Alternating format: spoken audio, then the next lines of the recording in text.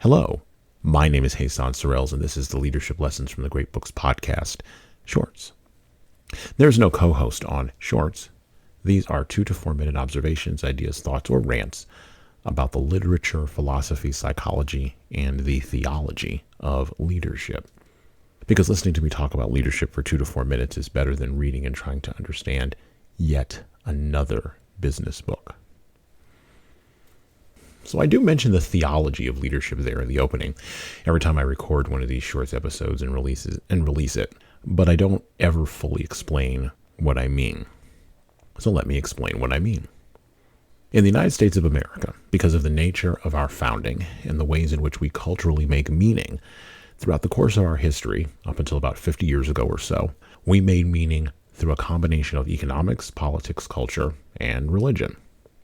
Religion was the biggest one out of all of those, and yes, it was Christian, Protestant, big boy, hellfire and brimstone religion. Whether we like it or not, as postmodern, very sophisticated people, religion, for much of the United States' history, wasn't characterized and caricatured as the embarrassing, crazy, conspiracy theory-driven uncle in the basement. Religion, and by natural extension, theology, was considered to be cool, sophisticated, and very, very much the raison d'être by which leaders of all sorts and levels in society led, made money, and thought of themselves and their place in the world. And then along came the New German movement, Marxism, Darwinism, and Freudianism, and all of these other ways of making meaning exploded onto the landscape for leaders, as well as many other unsuspecting people. And, partially due to Clarence Darrow's smooth work around William Jennings Bryan at the Scopes monkey trial, when was the last time you heard about that, and partially due to the vagaries of the Depression and World War II, religion, and by extension theological thinking, was banished to the corner of the public square, where it continues to sit today. What are leaders to make out of all of this? Well, quite frankly, theology, which is the study of God, has a lot to say to leaders beyond the mere philosophical. If leaders want to have an established moral and ethical framework for making money, leading people, and advancing a cause, theology provides that framework. Sure, philosophies are fine, and scientism will get you very far in a material sense, but at the end of the day, as leaders look out across the landscape of people, processes, ideas, and resources with which they have been entrusted, there is no better sort of tools than those hiding in the unused, rarely open toolbox sitting over there in the corner of the public square. Leaders ignore the study of God and the impact that such a study has had on the scope and direction of human meaning historically, outside of merely a nation-state context, at their peril. The Marxists were wrong 150 years ago in their assertion about opiates and masses, and, after 100+ million dead in the 20th century, due to walking out to the logical and scientifically driven atheism, they're wrong now. Leaders cannot fall prey to the shallow. They must dig deeper, even if they are leading people in an innocuous business to perform a rote task in the middle of truly revolutionary times. This podcast, and by extension many of the other podcasts in our brand, are an appeal to leaders to reach higher and grab more from the tree of knowledge than just the low-hanging fruit of mere philosophical ethics, and to stop rooting around on the ground in dialectical, historical materialism. The presuppositions and assumptions leaders bring with them to the work of leadership need to be examined and sharpened in the light of eternal cosmological truths that will resist the whims of the capricious and trendy present and demand more of us in a complicated future as human beings.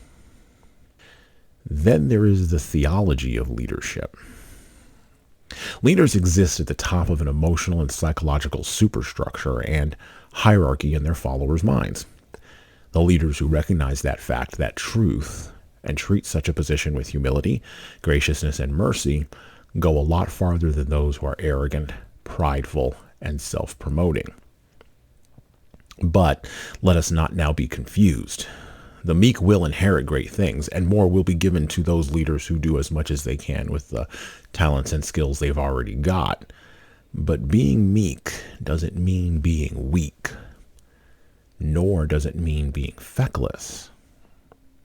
The misinterpretation of the greatest among you will be your servant, as it relates to both inheriting the earth and the Matthew principle, has nothing at all to do with the nature of the leader's relationship to their followers, and has everything to do with the nature of the leader's relationship to a power higher up the hierarchical ladder. You know, that theology is for.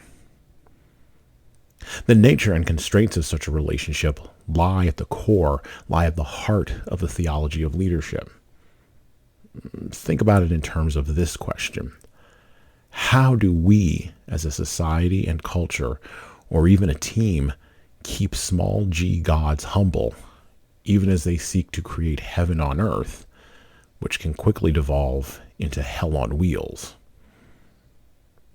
We started this podcast to aid and support innocuous leaders leading in revolutionary times in their study of the theology of leadership. We ask that leaders listening now take up these tools that we are providing and apply their use to their own lived leadership reality. And then go forth and do likewise for other leaders as well. And that's it for me. Follow us on all the places that you follow us. Please subscribe to Leadership Lessons from the Great Books podcast. Please tell your friends. Please like and share. Please also check out the HSCT website for all products and solutions. Please check out the Leading Keys website for products and solutions, our remote training services, our books, our trainings that will help you become a better leader. And watch this space for more information about our upcoming book, 12 Rules for Leaders, a foundational guide to intentional leadership, coming in April 2022. Please also go to JesanSorrells.com for more blogs and more posts about how you can be a better leader, and check out all of our YouTube channels online.